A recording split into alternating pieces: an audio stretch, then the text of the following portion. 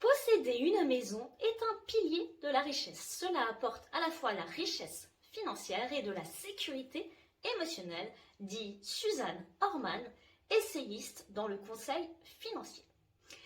Tout cela naturellement à condition de ne pas avoir été trompé.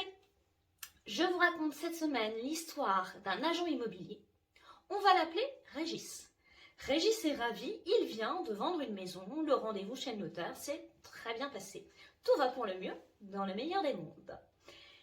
Cependant, quelques semaines plus tard, les acheteurs lui reprochent de ne pas lui avoir dit que la maison était amiantée. Imaginez la scène. En 2014, monsieur et madame V rêvent de liberté et de tranquillité. Après moult recherches, ils jettent leur dévolu sur un joli pavillon de banlieue parisienne. Ils souhaitent en faire leur petit nid douillet. Ils envisagent de s'y marier et d'y faire beaucoup d'enfants. Ils rêvent de réaménager la disposition des pièces. Une cuisine ouverte, une suite parentale. Soyons fous! Là, c'est le drame. Ils découvrent quelques semaines après l'achat que leur maison est probablement très amiantée. Leurs rêves s'effondrent, le ciel leur tombe sur la tête. Ils décident alors de s'en prendre au diagnostiqueur et à l'agent immobilier. Au premier, parce qu'il a conclu dans son rapport à l'absence d'amiante, et au second, parce qu'il aurait dû savoir que leur maison était probablement crevée d'amiante. L'expertise judiciaire conclut à une forte présence d'amiante dans cette maison et à la nécessité d'une déconstruction-reconstruction. Le tribunal puis la cour d'appel condamnent in solidum, c'est-à-dire ensemble, diagnostiqueurs et agents immobiliers, à réparer le préjudice subi. La note est lourde, près de 190 000 € en appel. Régis trouve cette décision totalement injuste.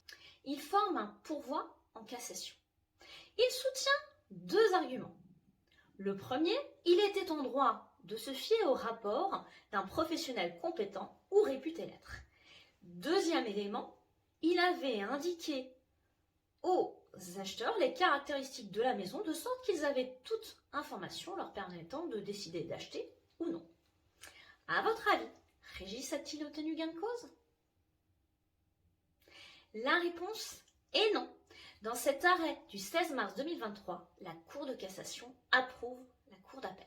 Régis, en tant que professionnel de l'immobilier, savait 1. Que la maison vendue était une maison type mondiale pratique et 2. Qu'une maison mondiale pratique était construite à partir de plaques de fibrociment, lesquelles contiennent de l'amiante. Régis aurait dû mentionner ces éléments, c'est-à-dire la date et le type de construction, dès la promesse de vente.